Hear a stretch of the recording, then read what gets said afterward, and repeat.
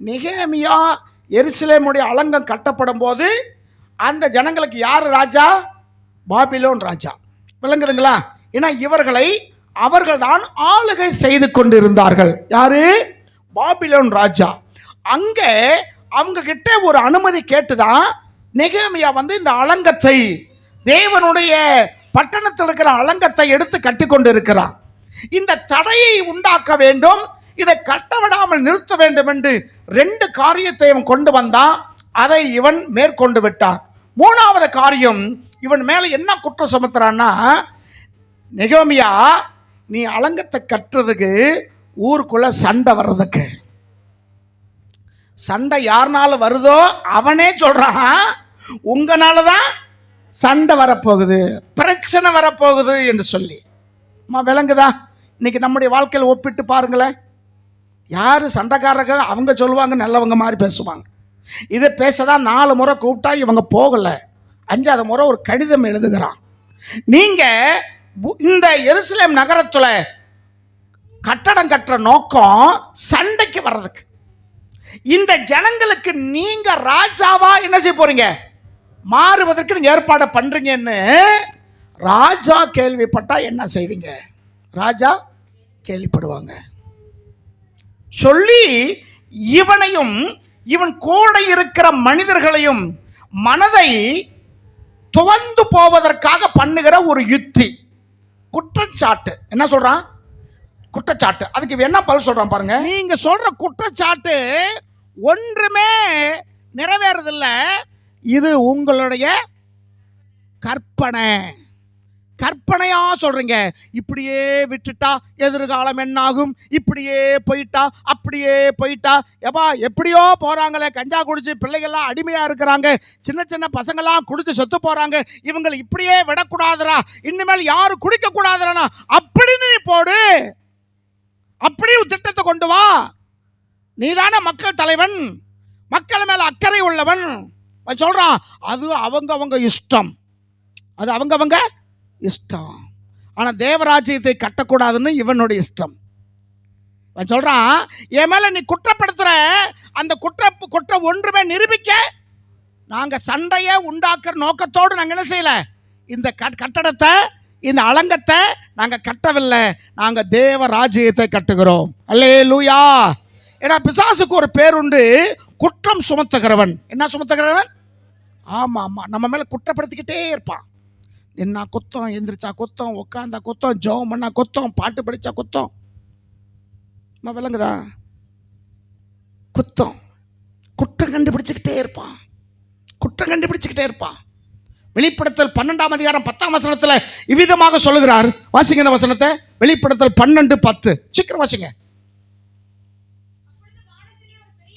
சத்தம் உண்டாகி வல்லமையும் இருக்கிறது. கவனிங்க, இரவும் பகலும் நம் தேவனுக்கு முன்பாக நம்முடைய சகோதரர் மேல குற்றம் சுமத்தும் பொருட்டு அவர்கள் மேல், அவருடைய ஜனங்கள் மேல் யாரெல்லாம் குற்றம் சாத்துறாங்களோ அவங்க மேல் தள்ளப்பட்ட அப்படின்னா பாதாளத்தில் விழுந்துட்டான். உங்க மேல யாரெல்லாம் குற்றம் சுமத்துறாங்களோ, குற்றம் இருந்து சொல்லுவதல்ல, குற்றம் இல்லாமல் சொல்லுவது. விளங்குதுங்களா? ஆண்டவர் சொல்றாரு, என் நாமத்தின் நிமித்தம் நீங்க எல்லாராலும் என்ன செய்வீங்க? பகைக்கப்படுவீங்க.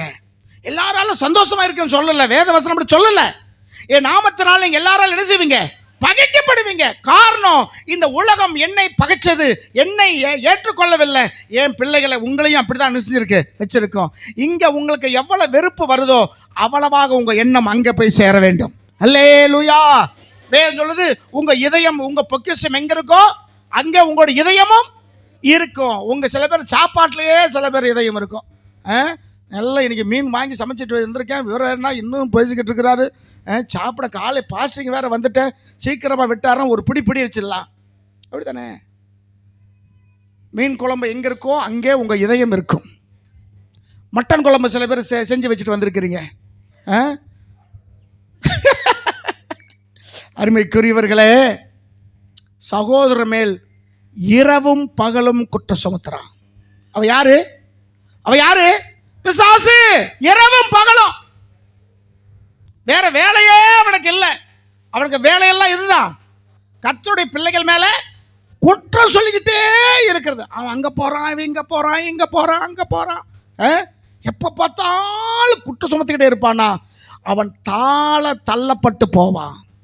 அப்படின்னா என்ன, பாதாளத்துல அவன் போயிடுவான். பழிக்கு பழி நாம வாங்க வேண்டாம், கர்த்தர் அந்த காரியத்தை என்ன செய்வார், பார்த்து கொள்ளுவார். இவன் சொல்றான், நீ சொன்ன குற்றம் ஒண்ணு கூட நிரூபிக்க முடியாது, எல்லாம் உன்னுடைய கற்பனை, எல்லாம் உன்னுடைய. அப்ப பிசாசு நம்மளை என்ன செய்வான், குற்றப்படுத்துவான். முதல் தனியா கூட்டு பேசுவான். ரெண்டாவது, நீங்க கட்டும்போது அவன் கேள்விப்பட்டு அவன் தடுக்கிறதுக்கு சில முயற்சி பண்ணுவான். ரெண்டாவது என்ன பார்த்தீங்க, 4 முறை சொல்லி விடுவான், வா வா வா. தொடர்ந்து அவன் வலையில நீ மாட்டு வரைக்கும் என்ன செய்வான், தொடர்ந்து உன்னைய பாசக்கார மாதிரி நினைச்சுக்கிட்டே இருப்பான். மூணாவது என்ன காரியம், இந்த 2க்கு நீ சரிப்பட்டு வரலன்னா உன் மேல குற்றம் சுமத்துருவான். உனக்கு அந்த பிரச்சனை ஒன்று இருக்கு, நான் தான் உன்னை காப்பாற்றி விட்டேன். இன்னைக்கு நான் சொன்னாலும் உனக்கு பிரச்சனை வந்துடும். இன்னைக்கு சொன்னாலும் ஆமா ஆமா ஆமா, அன்னைக்கு அது பண்ணினேன், அன்னைக்கு இந்த குத்தமெல்லாம் பண்ணினேன், நான் தான் என்ன செஞ்சேன், உன்னை தப்பி வச்சேன், இன்னைக்கு நான் அதை கொண்டு வர முடியும் என்று சொல்லி என்ன சொல்ல, உன் மேல என்ன செய்வான், குற்றம் சுமத்துவான். ஐயோ குற்றம் சுமத்துறாங்களா, என்ன செய்ய, வேற வழியே இல்லை, போய் விழுந்துருவான். விழுந்தா முடிஞ்சு போச்சு. விழுந்த பிறகும் நீ ஆலயத்துக்கு வரலாம், ஜெபிக்கலாம், ஆனால் முந்தி இருந்த அந்த அன்பு உங்ககிட்ட இருக்காது. தண்ணீரில் தாமரை இலை எப்படி தண்ணியில் இருந்தாலும் உள்ளேயும் போகாமல் தண்ணியும் நிற்காமல் அது அப்படியே இருக்கோ, வேத வசனங்கள் வந்தாலும் உள்ளுக்குள்ளே போகணும்ல, தாமரை இலை மாதிரி மேலேயே நின்றுக்கிறது. இந்த ரசாயனம் மாதிரி உருண்டையாக சுற்றிக்கிட்டு இருக்கு. பக்கத்தில் சொல்லுங்க, தண்ணிக்குள்ளே தாமரை இருந்தாலும் தண்ணியில் ஒட்டாது. அப்படி விழுந்தவங்க சர்ச்சுக்கு வரலாம், வசனத்தை கேட்கலாம், வசனம் உள்ள போகாது, மேலேயே உருண்டுக்கிட்டு கிடக்கும். விளங்குனா விளங்குங்க, விளங்காட்டி விட்டுருங்க. வரலாம், இங்க ஜெபிக்கலாம், ஆனால் முந்தி இருந்த ஒரு அன்பு இருக்காது. முந்தி தேவ ராஜ்யத்தை எப்படியா கட்ட வேண்டும் என்று அந்த வேகம் இருக்காது. கடமைக்காக போவோம் வருமே தவிர அதை நினைச்ச முடியாது. ஆண்டவர் உங்ககிட்ட பெரிய விஷயம் எதிர்பார்க்க முடியாது. அதுக்கப்புறம் நீ கட்டுறதெல்லாம் சாரமெல்லாம் தான் கட்டிக்கிட்டு இருப்ப. சாரம் இல்லாம தான் கட்டுவ, ஆனா சாரமெல்லாம் கட்டுவ. தேவராஜ்யத்தை கட்டுவ, எப்படி கட்டுவ, சாரம் இல்லாம கட்டுவ, சாரம் இல்லாம கட்டுவ. அது நீ கட்டுறதும் வேஸ்ட், அதுக்கு பொருளாதார நஷ்டம், உன் வேலையும் வேஸ்ட், பொருட்களும் வேஸ்ட். கட்டுனா ஒன்று நல்லா கட்டு, இல்லாட்டி கட்டாத விட்டுரு. பக்கத்தில் கேள்வி சொல்லுங்க, கட்டினா நல்லா கட்டு, கட்டாட்டி விட்டுரு. உன்னை சொல்லலை, நீங்களும் நல்லா தான் கட்டிக்கிட்டு இருக்கீங்க. மூணாவது காரியம். 4வது காரியம் என்ன நீங்க பார்த்தீங்கன்னா, அதுலயே 6ஆம் அதிகாரத்தில் 9ஆம் வசனத்திலிருந்து வாசிங்க. அந்த வேலை, எந்த வேலையம்மா, எந்த வேலை, தேவ ராஜ்யத்தை கட்டுகிற அந்த வேலை. விளங்கணும், அல்லேலூயா. இந்த வருஷத்துல தேவன் புதிய துவக்கத்தை நமக்கு கொடுத்திருக்கிறார். அல்லேலூயா.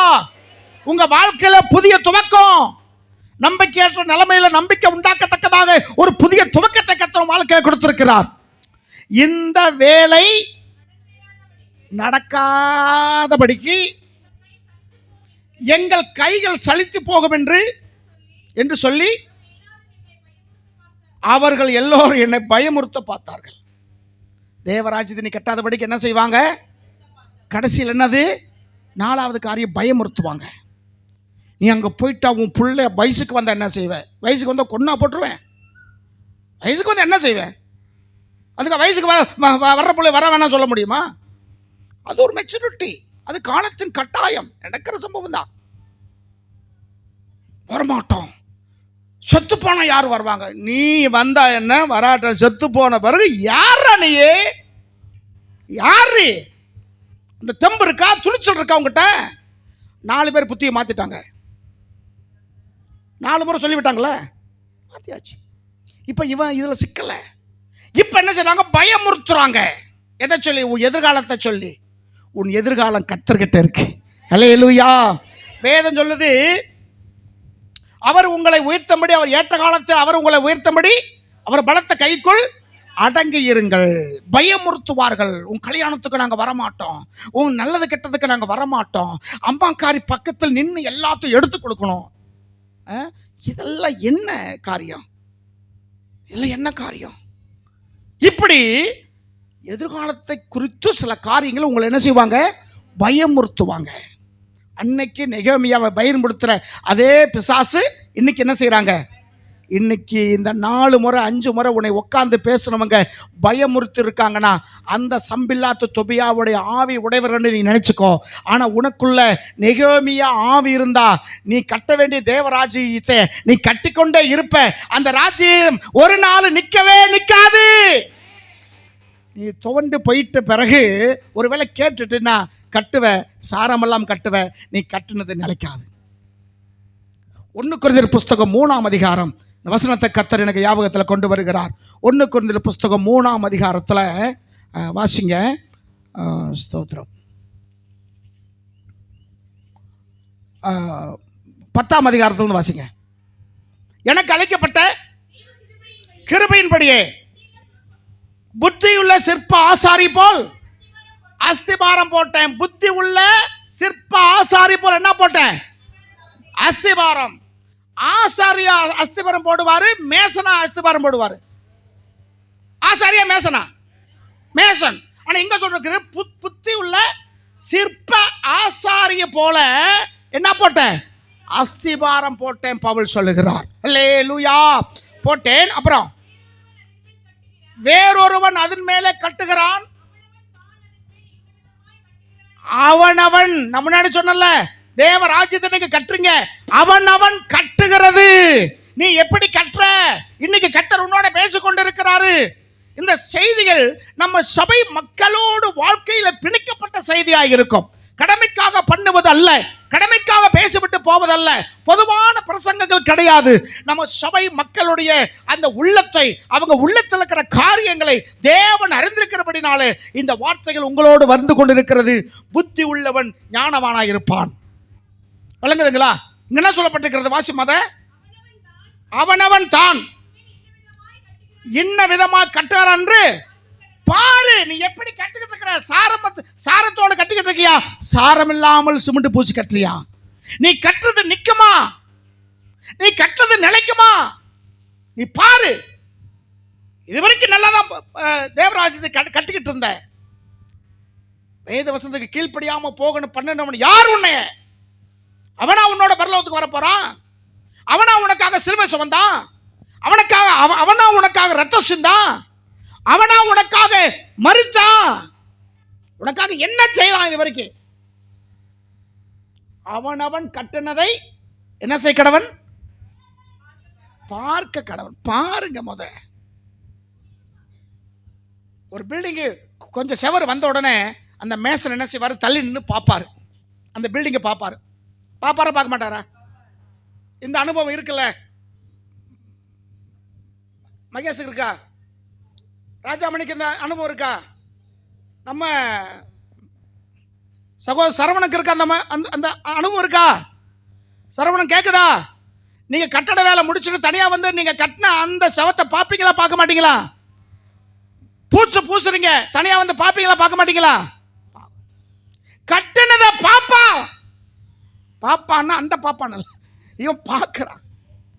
அதே போல பந்தல் வேலை செய்யறவங்க பந்தல் போட்டப்ப தனியா பாப்பீங்களா பார்க்க மாட்டீங்களா? சாமியில இந்த பச்சை இப்படி இருக்கா, இது இப்படி இருக்க, இந்த வாழைமரம் இப்படி கொஞ்சம் கோணையா போயிருச்சே, நேரா கட்டணும், பாப்பையும் பார்க்க மாட்டீங்களா? அதே போல வெல்டிங் வேலைக்காரர் பந்தல் போட்டாருன்னா நீங்க மகேந்திர பாப்பையை பார்க்க மாட்டீங்களா? பார்ப்பீங்க. பார்த்தா அதுல இருக்கிற குறை நிறை தெரியும்.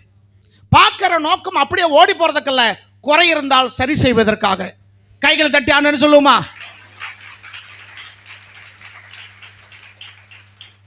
உன்னை நீயே நிதானித்து பார். பழைய பாடல் உண்டு, உலகம் 1000 சொல்லட்டுமே உனக்கு நீயே என்னது நீதிபதி மனிதன் எதையோ நினைக்கட்டுமே, மனச பார்த்துக்க. சுமித்ரா நல்லபடி கேட்டவங்க இருக்கு, அதெல்லாம் கேட்டவங்க இருக்கா, பார்த்தவங்க இருக்கா? அட சொல்லுங்களேன், என்னமோ மாதிரியா இருக்கீங்களே. நான் தான் கத்திக்கிட்டு கிடக்கேன் இங்கே. கரண்ட் வேற எங்க இல்லை, ரொம்ப டிஸ்டர்பாக இருக்கு, ரொம்ப டிஸ்டர்பாக இருக்கு. உலகம் 1000 ஊர் சொல்லுதா? சொல்லுவாங்க, ஊரெல்லாம் சொல்றாங்க. ஊருக்குள்ள யார சொல்றது? அவன் ஒருத்தர் தான் சொல்லிக்கிட்டு இருப்பான். ஊரே சொல்லுமாமா. ஊர் எப்படி சொல்லும்? நான் தான் முன்னாடி சொன்னேன், குலைக்காத நாயும் இல்லை, குறை சொல்லாத ஊரும் இல்லை, இந்த ரெண்டும் இல்லாத நாடே இல்லை.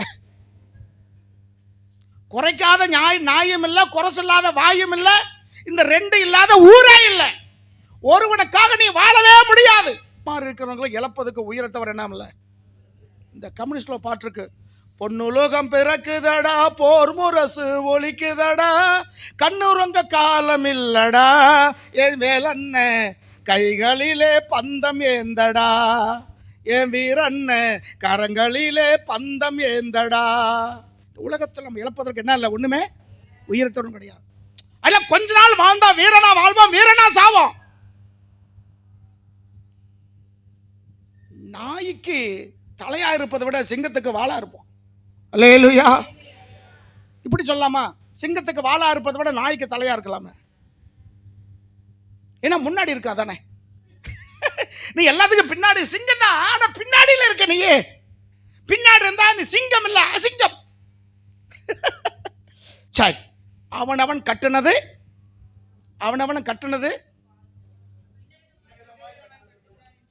பார்க்க கடவன். நீ இதுவரைக்கும் தேவராஜ்யத்தை கட்டி இருக்கிற, எப்படி கட்டி இருக்கிற பாரு, ஒரு நிமிஷம் பாரு. சாரமுள்ள சாந்த வச்சு கட்டிருக்கியா? நீ கட்டுனது நிலைக்கிற மாதிரி கட்டிருக்கியா? பேருக்காக கட்டிருக்கியா? அடுத்த வசனம்.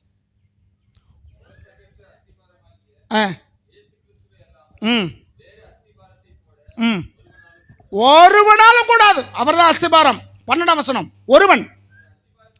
நீங்க எப்படி கட்டுறீங்கன்னு ஆண்டவர் சொல்றாரு பாருங்க. ஒருவன்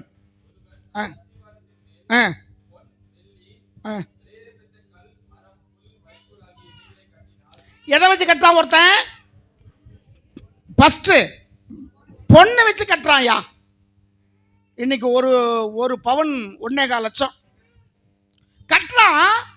எதை வச்சு கட்டுறான்? பொண்ணை வச்சே கட்டுறான் ஒருத்தன். அடுத்த உள்ளவன் வெள்ளி வச்சு கட்டுறான். அடுத்த உள்ளவன் கல்லு, நல்ல விலையேறப்பட்ட கல்லு, நல்ல பாண்டு கல்லு போட்டு கட்டுறான்.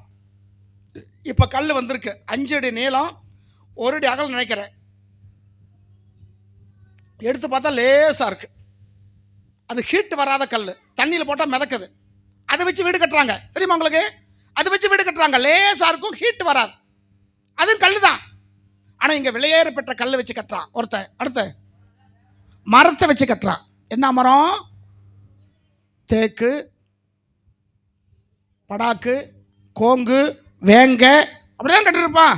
மரத்தை வச்சு கட்டுறான். இன்னொருத்த எதை வச்சு கட்டுறான் பாருங்க? புல்லை வச்சு கட்டுறான். பொண்ணை வச்சு ஆரம்பிச்சான் ஒருத்தன். எதை வச்சுட்டான்? புல்லை வச்சு கட்டுறான். காமாட்சி பிள்ளை கேள்விப்பட்டிருக்கீங்களா? மீனாட்சி பில்லு தான் கேள்விப்பட்டிருக்கோம் பாஸ்டர், காமாட்சி பில்லு தெரியாது.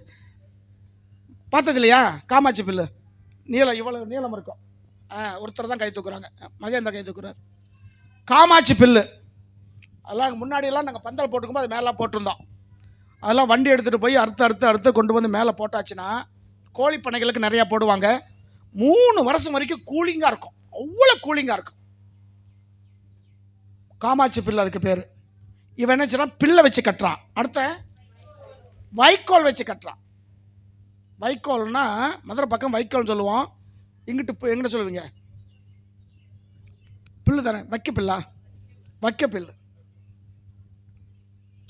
பில்லு வச்சாதான் பில்லு, வைக்காட்டே என்ன இல்லை பில்லு இல்லை, வைக்க பில்லு. இதை வச்சு என்ன கட்டுறான்? தேவ ராஜ்யத்தை கட்டுறான். நீங்க கட்டுறது பொண்ணை வச்சு கட்டுறீங்களா? வெள்ளி வச்சு கட்டுறீங்களா?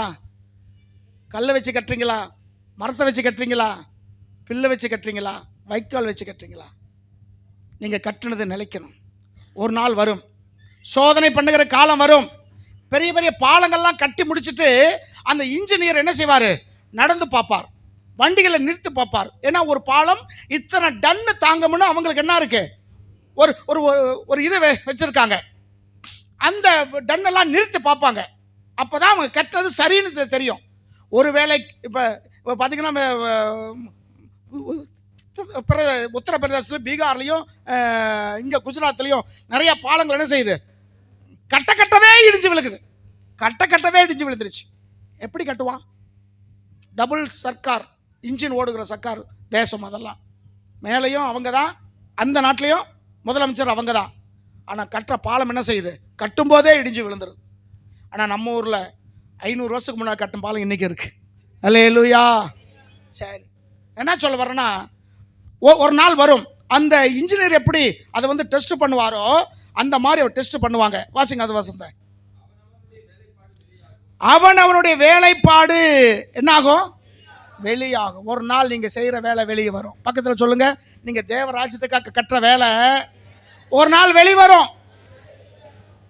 அப்போ நினைப்பேங்க, ஆகா பிள்ளை வச்சு கட்டிட்டுமே, இப்படி தெரிஞ்சிருந்தா நல்லா கட்டியிருக்கலாமே. அதான் சொல்லிக்கிட்டு இருக்கிறோம். இப்போவே நல்லா கட்டுங்க. அல்லேலூயா. இப்போவே நல்லா கட்டுங்க. நாம் அன்னைக்கு இது நல்லா கட்டாதனால அடுத்த ஸ்டெப்பு பண்ண முடியல. அன்னைக்கு நல்லா கீழே வந்து ஒரு 10 அடி தோண்டி பீம் போட்டு கொண்டு வந்திருந்தா என்ன செஞ்சுருக்கலாம், மேலேயே சாப்பாட்டுக்கெல்லாம் ஏற்பாடு பண்ணியிருக்கலாம். இந்த இடம் நமக்கு அப்படி கிடச்சிருக்கோம். கட்டுறது சரியாக கட்டலை. இன்னைக்கு ஒவ்வொரு நாளும் என்னைக்கு சவறு விரியுமோ தெரியல. ஏன்னா ஒரு பில்லரும் கிடையாது. அன்னைக்கு தண்ணி ஊற்றுனது கஷ்டம். செல்லம்மா, ஜூலி, இன்னும் 2 பிள்ளைகள்லாம் இங்கேருந்து தண்ணிக்கு லட்சுமி, அங்கே ஒரு அடிவைப்பு இருக்குது, நீங்கள் வளவ திரும்பிடத்தில் இருக்கும். அது 15 நிமிஷம் அடித்தா தான் ஒரு குடம் தண்ணி வரும். அது கொண்டு வந்து இது ஊற்றுறோம்னா நடக்கிற காரியமா? முடியாது, ரொம்ப கஷ்டம். இப்போ ஆண்டவர் உங்களுக்கு வாய்ப்பு கொடுத்துருக்கிறார். நீ கட்டுறது சரியா கட்டு. தேவராஜ்யம் தானே கட்டுற, சரியா கட்டு. இங்க சொல்லப்பட்டிருக்கிறது, வாசிம் அந்த வசனத்தை.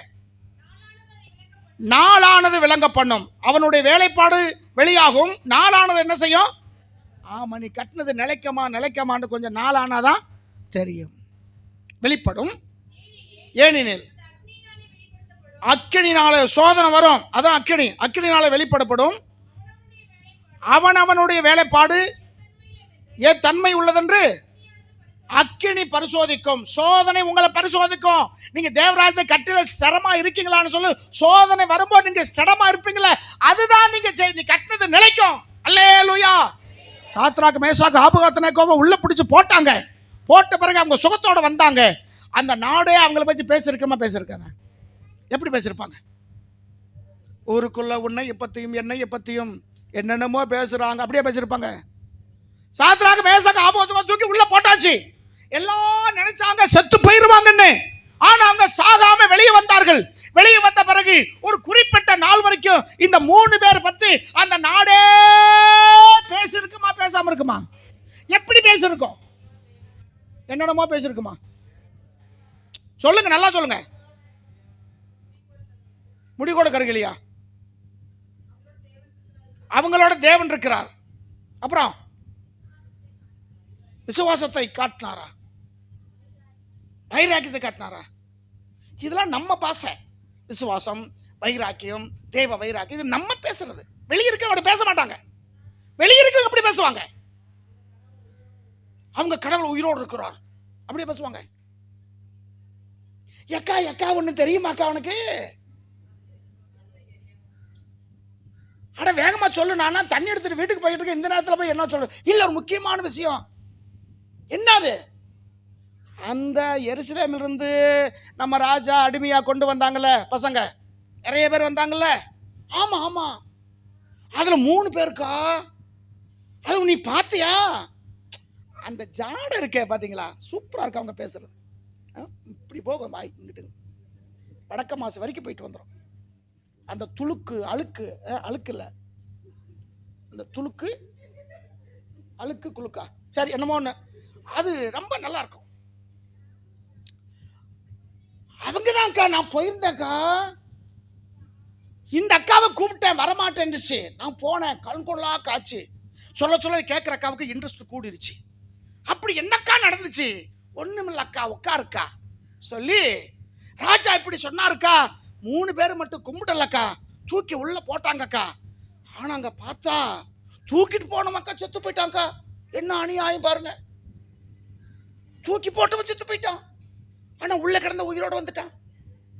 அவங்க சாமி என்னமோ யோகோவான்னு சொன்னாங்க. நமக்கு எங்க தெரிய போகுது, நம்ம தான் படிக்காதவளாச்சே. அவங்க சாமி பேரு ஏகோவா சாமியா. அந்த சாமியோடைய புண்ணியத்துல அந்த 3 பேர் உயிரோடு வந்துட்டாங்க அக்கா. அவங்கள பார்த்து ஒரு ராஜாவுக்கு ஆட்டத்துக்கு வந்து போச்சுக்கா. இப்படி இந்த 3 பேரை பத்தி அந்த நாடே பேசிருக்காதா? அக்னியானதை பட்சிக்கும். அந்த நாடு மட்டுமல்ல, 120 நாடு அவங்களை பத்தி பேசியிருக்கும். காரணம், அந்த ராஜா 120 நாடுகளுக்கு சக்கரவர்த்தி. இந்த தேசம் முதல் எத்தியோப்பியா தேசம் வரைக்கும் எல்லா அதிகாரிகளும் அங்கே அவர்கள் வந்திருந்தார்கள். 127 தேசமும் இந்த 3 பேரை பத்தி பேசிருக்காதா? உங்களை பத்தி பேசுறாங்களா? வீராப்பா பேசுறாங்க, பொக்குன்னு விழுந்துட்டாங்க, முடிஞ்சு போச்சு அவங்க கதை. இப்படி பேசக்கூடாது. அந்த 3 பேரை பத்தி அந்த நாடு 127 தேசமே பேசிச்சு. அதன் மூலியமா கடவுளுடைய நாமம் மகிமைப்பட்டுச்சு. விளங்கணும். அல்லேலூயா. உன் மூலியமாய் நீ கட்டுகிற தேவ ராஜ்யத்தை குறித்து ஆண்டவர் மகிமைப்பட வேண்டுமே தவிர உன்னை கண்டு வேதனைப்படக்கூடாது. நாடே பேசுது, 127 தேசமே பேசுது இந்த 3 பேர் பத்தி. அதுக்கு முன்னாடி உள்ளூர்ல பேசுறதுக்கு ஆள் இல்லை. உள்ளூர்ல பேசுறதுக்கு, ஏன்னா இவங்க உள்ளூர்காரங்க இல்ல, வெளியூர்காரங்க. உள்ளூர்லயே பேசுறதுக்கு ஆள் இல்லை. அக்கினியானது பட்சிக்கும். அக்கினினா சோதனை. சோதனையில இந்த 3 பேர் ஜெயிச்சதுனால 127 நாடுகள் இவங்களை பத்தி பேசிச்சு. அல்லேலூயா.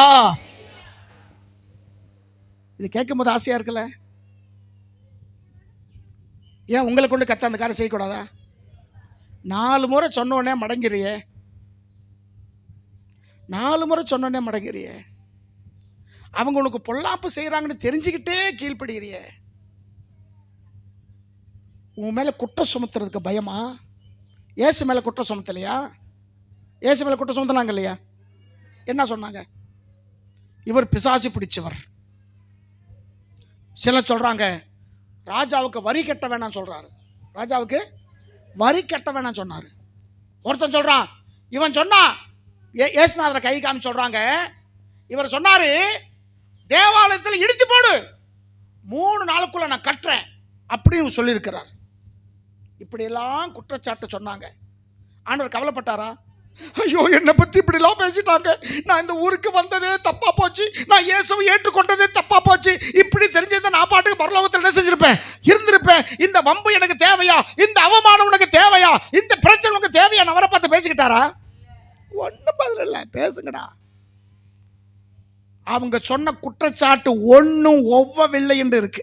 ஒண்ணுமே என்ன செய்யல, ஒவ்வவில்லைன்னா ஒண்ணுமே நிரூபிக்கப்படலை. உன் மேல குற்றம் சொல்லுவாங்க, ஆனா நிரூபிக்க மாட்டாங்க. கைகளை தட்டி உன்னோட குடும்பத்தின் மேல குற்றம் சுமத்துவார்கள், அதை நிரூபிக்க மாட்டார்கள். உன் மேல சொல்லுகிற குற்றம் எதுக்கு தெரியுமா?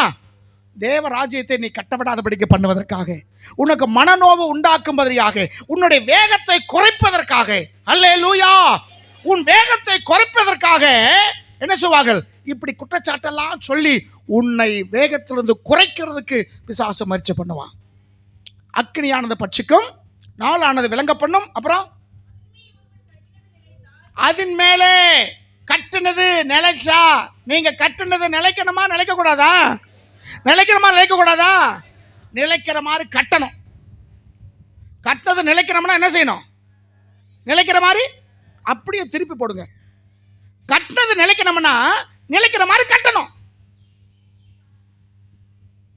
சாரமா சாந்து நல்லா பூசணுமா? சாரம்னா 2 இருக்கு. ஒன்று ஸ்டெப்பா கட்டுறது, அதுக்கு பேரு சாரம். சாந்து பூசுறதும் சாரம். சரிங்களா?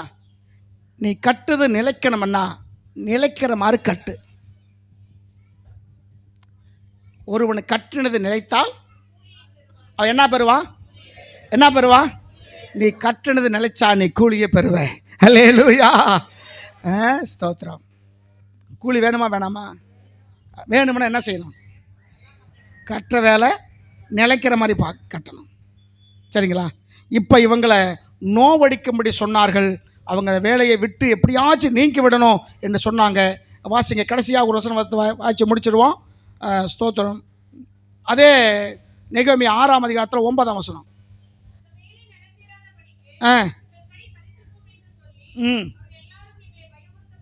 பயமுறுத்த பார்த்தார்கள். தேவனே, அல்லேலூயா. அநேகர் பயமுறுத்துவார்கள், ஆனால் நீ பார்க்கிறது அவங்களல்ல, கர்த்தரை. எப்படி பார்க்கணும்? ஆண்டவரே, எங்க கைகளை திடப்படுத்தும் ஆண்டவரே. சொல்லுங்க, எங்க கைகளை திடப்படுத்தும் ஆண்டவரே, எங்க கைகள் திடப்படுத்தும் ஆண்டவரே. ஒரு நேரம் சாப்பிடாமல போனா கைகால கொக்கரிச்சுக்கிறது ஆண்டவரே. உங்க கைகளை கர்த்தர் பலப்படுத்துவார். உங்க கைகளை வந்து திடப்படுத்தி உங்க கைகளை கொண்டு செய்கிற காரியத்தை கர்த்தர் வாய்க்க பண்ணுவார். அடுத்து அடுத்து அடுத்து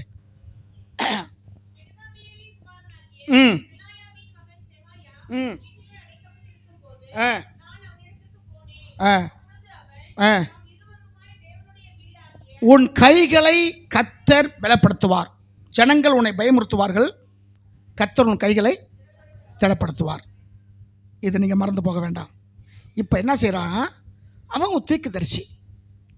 இவன் தீர்க்கதரிசி இல்லை, அவன் தீர்க்கதரிசி. நெகேமியாவுக்கு கேள்வி வருது. தீர்க்கதரிசியை வீட்டு சிறையில் போட்டு அடைச்சி வச்சிருக்காங்க, அவனை போய் காப்பாற்றணும் போகிறான். போய் அவனை கதவை திறந்து விட்டு பேசும்போது அந்த தீர்க்கதரிசி என்ன சொல்கிறான்? வாசிங்க.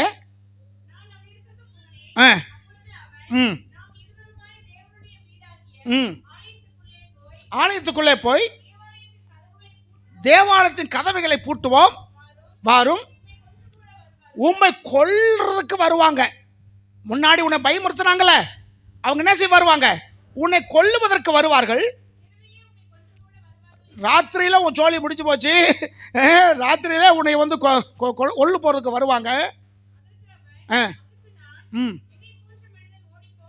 என்னை போன்ற மனிதன் ஓடி போவானோ?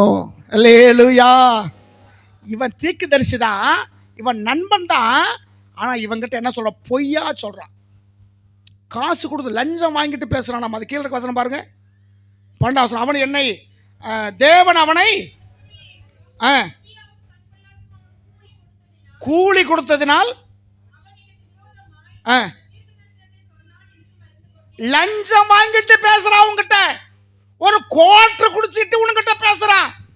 லஞ்சம் வாங்கிட்டு உன்னை பாசக்காரமா வா, நம்ம கோயில போய் என்ன செஞ்சிருவோம்? உள்ள போய் கதவை சாத்திட்டு உள்ள போய் படுத்துக்கலாம் அப்படிங்கிறான்.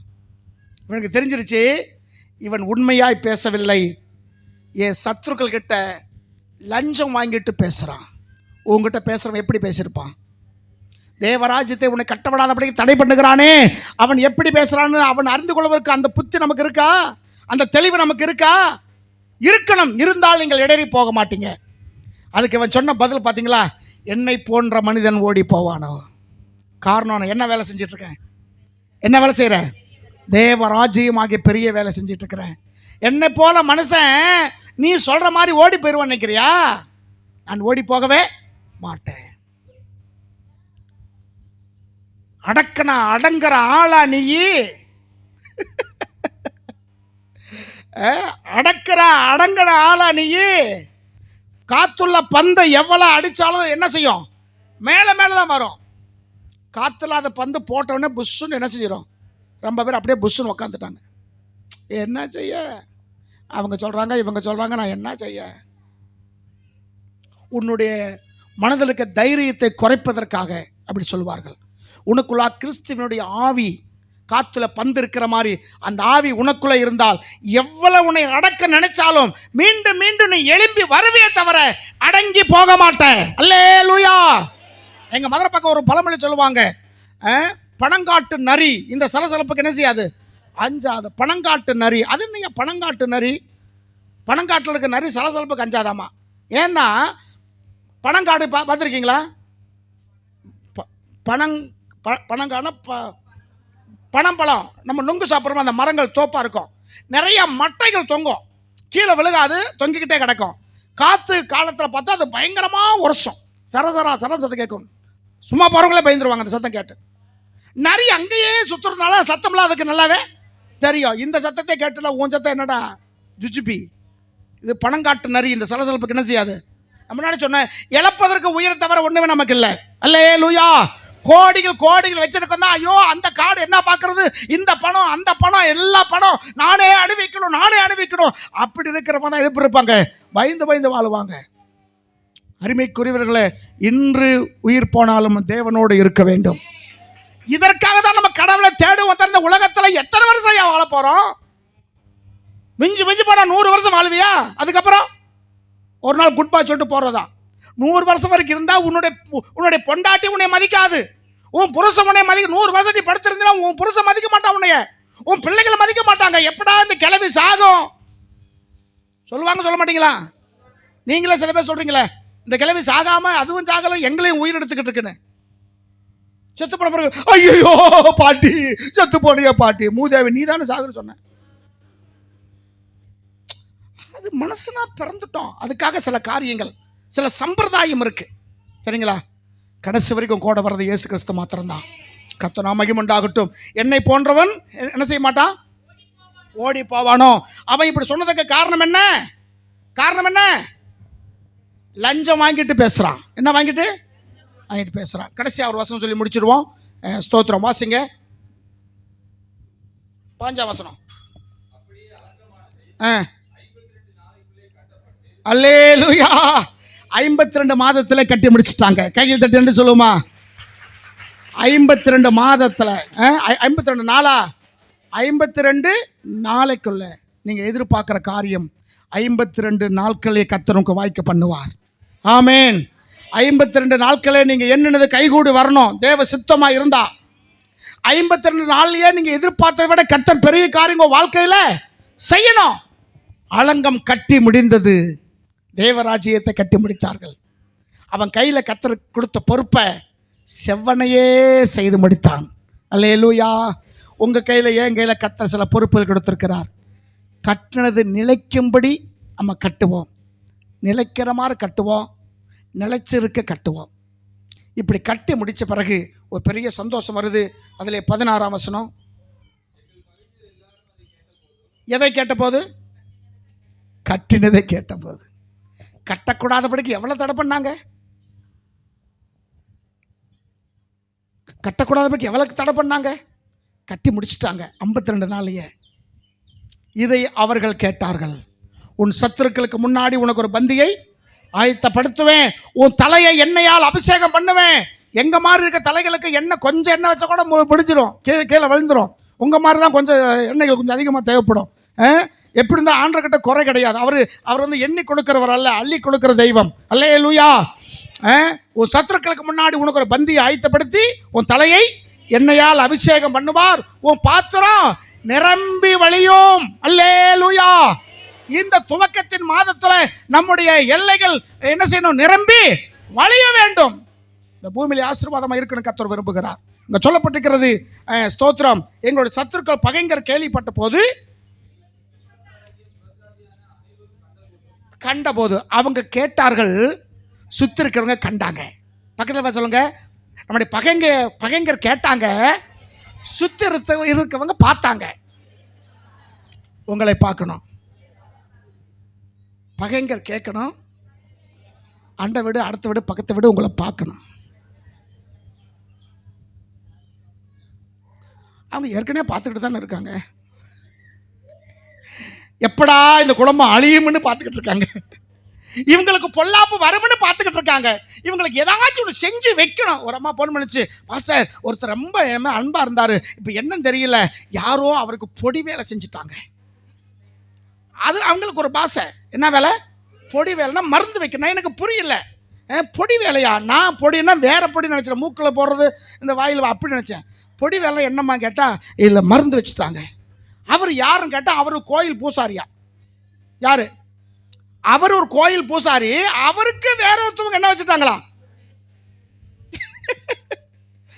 இது எங்க? உன்னுடைய பகைஞர் உன்னுடைய வளர்ச்சியை கேட்கணும், உன் சுத்தி இருக்க உன்னை பார்க்கணும், நீ தேவராஜ்யத்தை கட்டுவதை பார்க்கணும். சத்துருக்களுக்கு முன்னாடி உனக்கு ஒரு பந்தியை. ஆமா, எவ்வளவோ இவங்களை கெடுதல் பண்ணணும், எவ்வளவோ தடை பண்ணணும், நாளுக்கு நாள் பெருகுறாங்களே தவிர இவங்க குறைஞ்சு போக மாட்டேங்கிறாங்களே ஐயா என்று சொல்லி உன்னை பார்த்து அவர்கள் பார்க்கணும். அல்லேலூயா, ஸ்தோத்திரம். அடுத்த வரி, யாரு அனைவரும் கண்டபோது மிகவும் முனையற்று போனாங்களாம். அப்படி என்ன அர்த்தம்? சான்பல் என்ன அர்த்தம்? அவர்கள் முனையற்று போனார்கள். பேசுறதுக்கு வாய்ப்பு இல்லையா? முனையற்று போனார்கள். முனை முனை கொணை உடைஞ்சு போயிடும். அதாவது மழுங்கி போயிட்டாங்க. மழுங்கின்னா ஒரு அருவா இருக்கு, அதாவது ஆள் பாதி பலமும் ஆயுதம் பாதி பலம் சொல்லுவாங்க. ஒரு பெரிய மரம் வெட்டும்போது அருவா நல்ல நல்ல பதமாக இருந்துச்சுன்னா அது என்ன செய்யும்? செய்ய வேண்டிய வேலை சீக்கிரமாக செஞ்சிடலாம், உடம்புக்கு அவ்வளோ வலி இருக்காது. ஒருவேளை மொன்ன அருவாக இருந்துச்சுன்னா அது நம்முடைய உடம்பில் இருக்கிற பலனையெல்லாம் செலுத்தி அதில் பண்ணணும் இல்லைங்களா? இது பேசுனவங்க இன்னைக்கு முனையற்று போயிட்டாங்க, மழுங்கி போயிட்டாங்க. அல்லேலூயா. அவங்கள மலங்கடிக்க பண்ணுவார். ஆனா இன்னைக்கு நீங்க அவங்க பேசி பேசி நீங்க முனையற்று போயிட்டீங்க. கத்திய தீட்டாத புத்திய தீட்டு. யார் முனையற்று போயிருக்கிறாங்க? மழுங்கி போன நிலைமையில் யார் இருக்கிறோம்? மழுங்கி போய் இருந்தீங்கன்னா இன்னைக்கு கர்த்தர் மறுபடியும் உங்களை பதம் வைக்கிறார். அல்லேலூயா. கூர்மை புத்தி உள்ளவங்களாக, சத்துரு சொல்லுகிற வார்த்தை நம்ம புரிந்து கொள்ளுவர்களாக நம்ம காணப்பட வேண்டும். அந்த கூர்மை நமக்கு வேண்டும். அவங்க முளையற்று போனார்கள். இந்த கிரியை எங்கள் தேவனால் கைகூடு வந்ததென்று கைகளை தட்டி. இந்த கிரியை யாரால வந்தது? தேவனால் வந்தது. யார் அறிந்தார்கள்? யார் அறிந்தார்கள்? பகைஞர்கள், சுற்றுப்புறத்தார்கள். உங்க மூலியமாய் அவங்க வாயில் அந்த வார்த்தை வரணும். இவங்களை கர்த்தரால தான் இவங்க காரியம் கைகூடி வந்தது, கர்த்தரால தான் இவங்க ஆசீர்வதிக்கப்பட்டு இருக்கிறாங்க, கர்த்தரால தான் இவங்க வரக்கூடிய வியாதியெல்லாம் சுகமாகுது, கர்த்தரால தான் இவங்க மேன்மை அடைந்திருக்கிறாங்க, கர்த்தரால தான் இந்த பிள்ளைகள்லாம் நல்லா இருக்கிறாங்கன்னு சொல்லி யார் கேட்கணும்? யார் சொல்லணும்? யார் அறிந்து கொள்ளணும்? பகைஞர்களும் உங்கள் சுற்றுப்புறத்தார்களும். உன் பக்கத்து வீடு சொல்லணும், உன் எதிர்த்து வீடு உன்னை பார்த்து சொல்லணும், உன் அண்டை வீடு சொல்லணும். அவங்க நமக்கு எதிரிகள் அல்ல, ஆனால் அவங்க வச்சு ஒரு பயம் இருக்கு. பக்கத்து வீட்டுக்காரங்கள கேஸ் கொடுத்துட்டு அவன் என்ன சொல்லுவான்? ஏற்கனவே பிரச்சனையா இருக்கு இல்லைங்களா? அது நம்முடைய நோக்கம் அல்ல. தேவனால் இவங்களுக்கு இந்த காரியம் கைகூடி வந்ததென்று சுத்தி இருக்கிறவங்களாம் அறிந்து கொண்டார்கள். நீங்க சொல்ல வேண்டாம், உங்க செய்கை மூலியமாய் கர்த்தர் நாமத்தை மகிமைப்படுத்த வேண்டும். அதற்கு நீங்க கட்டினது நிலைக்கணும், நிலைக்கிற மாதிரி கட்டணும். கட்டினது நிலைக்கணும், நிலைக்கிற மாதிரி கட்டணும். எதை? தேவராஜ்யத்தை. அல்லேலூயா. அதனால தேவராஜ்யம் கட்டும்போது சத்ரு 5 விதமான தடைகளை கொண்டு வந்தான். தடைகளை மீறி 52 நாட்களிலேயே அந்த வேலையை நிறைவேற்றி முடித்தார். உங்களை கொண்டு என்னை கொண்டு எத்தனை நாளைக்கு இந்த பூமியில் வச்சிருப்பார் நமக்கு தெரியாது. எத்தனை நாளைக்கு இருக்கிறோமோ அவ்வளோ நாளும் தேவராஜ்யத்தை என்ன செஞ்சுக்கிட்டு இருப்போம்? கட்டிக்கொண்டே இருப்போம். நீங்கள் கட்டினது நிலைச்சிச்சுன்னா கடவுள்கிட்ட நீ கூலியை பெற்றுக்கொள்வீங்க. கர்த்தர் உங்களை ஆசீர்வதிப்பார்.